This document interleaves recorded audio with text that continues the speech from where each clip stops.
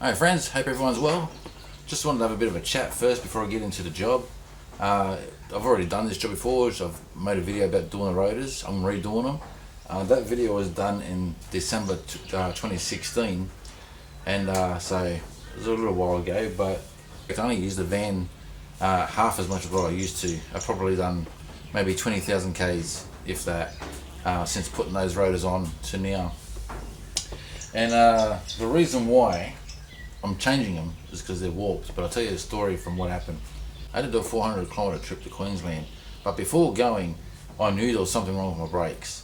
Every time they'd heat up, I'd get a bit of vibration in the front, and I thought to myself, it can't be the rotors because they're hardly used. So I changed the calipers from my TCR 21, and when I did that, actually the brakes came good, and I thought, great, I found the problem. And because I changed the brake pads, but that didn't make any difference. So then I changed the calipers, and that made a difference. But then when driving to Queensland, I was only probably about half an hour into the trip, and it started happening again. And I couldn't get over 50 kilometers an hour. It was just, if I got over that, the rotors would get too hot, and there'd be a hell of a shake in the front end. And I was still convinced that it wasn't the rotors. So finally made it to Queensland at 50 kilometres an hour, so it was quite a long trip, and got roadside assistance to come out. And the first thing he asked me was, because I explained to him the problem, he says it's your rotors, and I was like, but they're new. And then the first thing he asked me was, are they slotted rotors? And I said yes, and he goes, that's your problem. And I gave him a funny look, obviously, and he said that the slotted rotors, because the thinness of the inside, you've taken away that support from the outside, and it's thinner. And yeah, it's for cooler braking, but it's more for racing.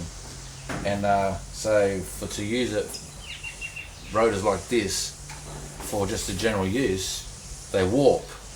And I kind of like didn't believe him, but I was like, okay, if that's what you say. And I ordered different rotors because I was actually on my way to go for a trip overseas, and I thought I'll order new rotors so when I get back I can change the rotors and hopefully have a safe trip home. So the roadside assistance bloke told me that his mate had the same problem. That's how he found out, but his mate did about 10,000 kilometres before they warped on him. And I was like, okay, so off I went overseas, ordered new rotors, came back, and the one side that I felt was the problem was the other side. I put the rotor on, and the rotor was oversized. It's probably 5 mil wider in diameter than it should be, well, for this van. So once I put the rotors on, put the calipers on, it was a really tight fit, and you couldn't turn the wheel. And I thought, well, I can't drive like that. And so I was just kind of like contemplating, what am I going to do? And at my mate's place, his neighbour happened to walk over to have a chat with us while I was working on the Tarago, and I asked him, or rather, I asked my mate if he could ask his mate if he's got an angle grinder. So then I had to angle grind into the rotor, into the caliper, to give that space needed for the caliper to go on with that rotor to be able to turn freely. And I got that done, got the wheel on, and everything is hunky-dory. So the moral to the story is, don't go for slotted rotors. If I hadn't gone for slotted rotors, thinking that it would be a better idea, and they cost me about $40 more for this kit, so it wasn't the best idea. But when I think back, 2016 to now, 8 years, I guess it's not a bad life, but the problem wouldn't have happened if I just got my standard rotors rather than slotted. Alright, and so on to the next thing here. So these calipers I got on here right now are from my TCR 21, the all-wheel drive model. Now this is something to learn. I'm going to be ordering new calipers for both vehicles because I'm not going to use these calipers anymore.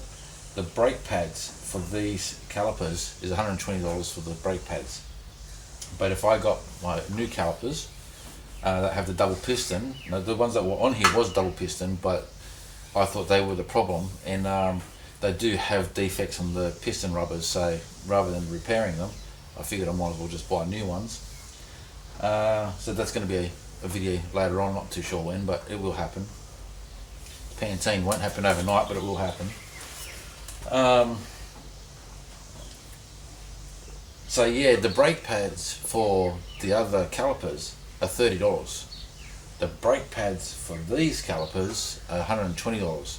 So just changing the brake pads, say 3 times, and I'm already started saving money on brake pads rather than having to buy brake pads for this one. Now, I do my brake pads once a year. These ones here, these brake pads have less than half life on them still, so they've still got a bit of meat, and that'll be okay for, I don't know, probably the next, well, let's say 5,000 Ks. So I'm not going to be in a rush to change them. So when I finally get new calipers, new brake pads, I'll do another video on changing the caliper then and doing a brake bleed on them. But for now, we'll get into this. Take the caliper off, the mount off, rotor, swap it over. And the reason why I'm doing another rotor change video is because my older videos are more shaky and so forth, so I'm going to try and make a bit of better content, less shaky, using a tripod. First I want to do is remove a 14mm bolt from here. The thickness of that bolt there doesn't really have a really decent head on it, so you're just going to make sure you got the right size on there.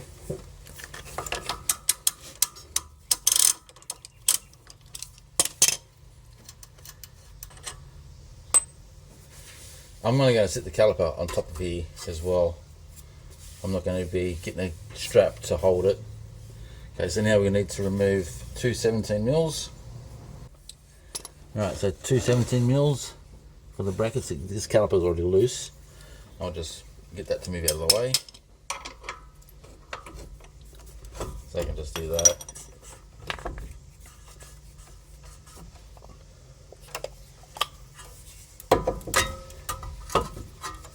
So I'm going to just balance it up there.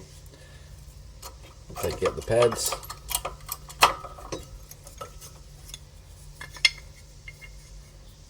Now you notice that I don't have the spring on there, to the anti-rattle springs. To get them, I can't find them online, and so what I'm going to do is get some wire and make some up, so this will be part of the video later on as well. Okay, so 2 17mm. Got one there and one up there.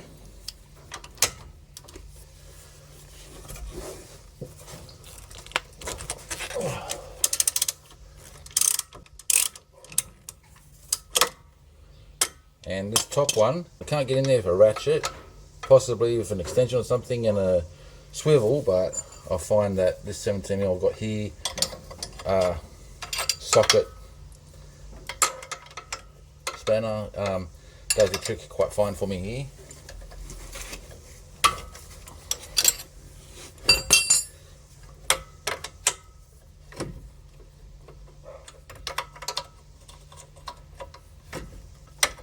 Okay, I'm just going to put a nut on the rotor, hold that in place.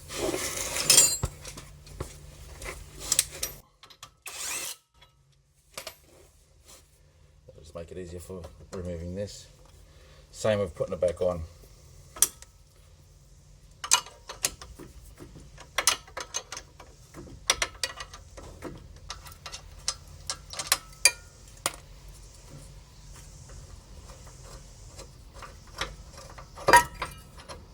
Okay, mounts off.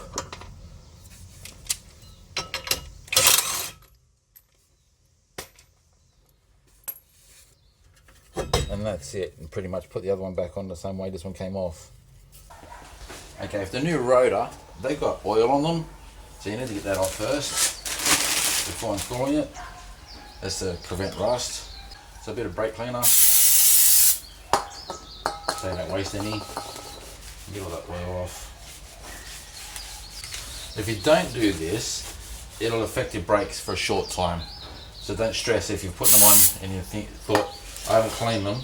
Just be careful how you brake for the first couple of brakes. It'll burn off.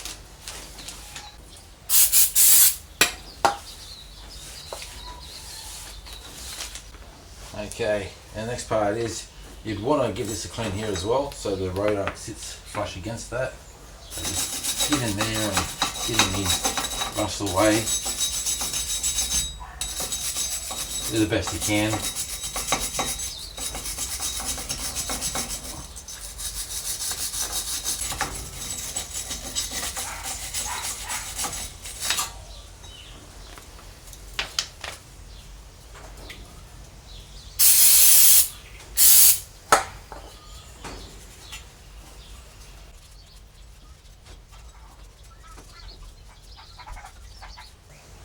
Okay, so now we want to put the rotor on.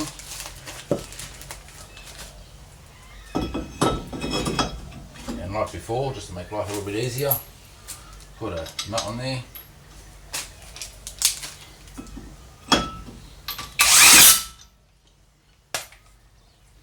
Then we can put the mount back on. And you can clean the slip pin up first, or you can clean it once it's on there. I'm just going to clean it once it's on there.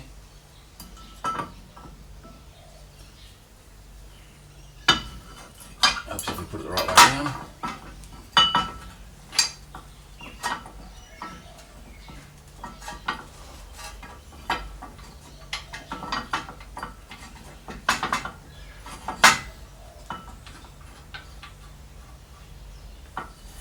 Now that bit, like right now, was a bit tricky to find that hole. Sometimes you get it first go, sometimes you can muck around for a little bit.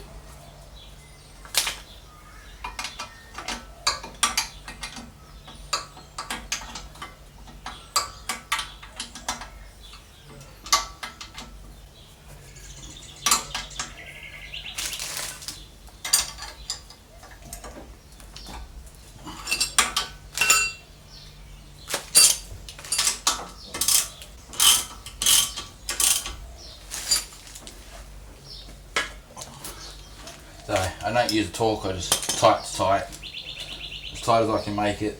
That's good enough. Right. Line the pads back up. So this is my indication anyway. You probably already knew that. Once it starts making that squealing noise, I know it's time to change them. Generally doesn't happen though. I normally get to the pads before it gets that low. Okay, we'll give that a clean.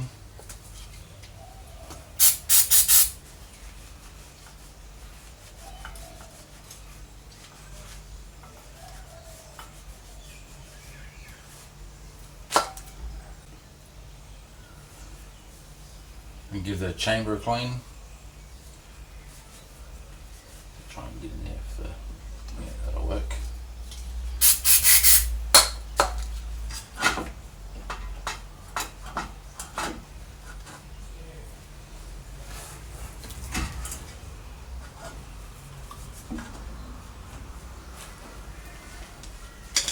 I think I would pull it through.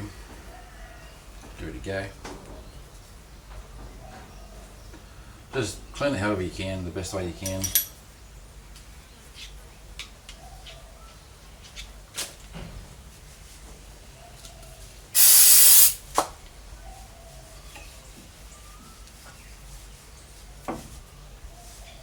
Okay. Now I need to put a bit of grease on this and in there, but don't use your standard bearing grease because that breaks rubber up. Give inside this one a clean as well.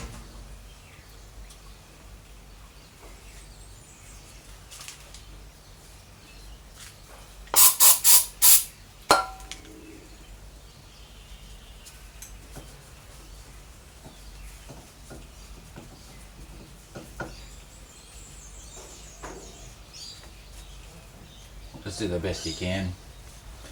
Get some fresh grease in there. So I'm just going to use what I've got here as multi-purpose silicone grease. You can get a proper grease for this, but this is all, it's the same stuff basically. Get a bit on there, a bit on there.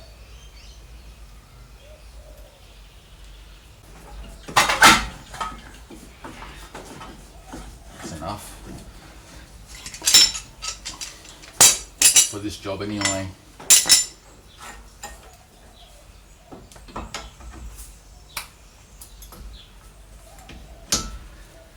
That's it. Put it back together. Tighten up that 14mm. Give the brakes a press a couple of times just to close the pads back up. Get some pressure on the caliper. Put your wheel back on. That's it.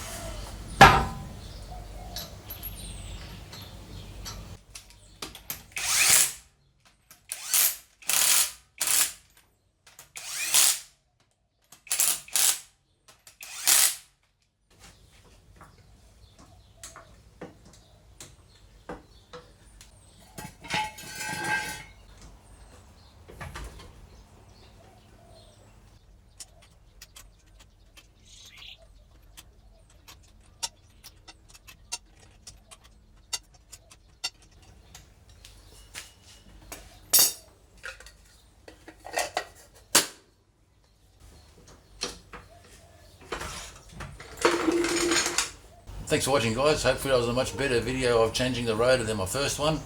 I'll put a link to this video on the other one anyway, so it can be a reference if somebody finds my other video first. And that's pretty much it. So yeah, appreciate you being here. Thanks for watching, and I'll see you on the next one.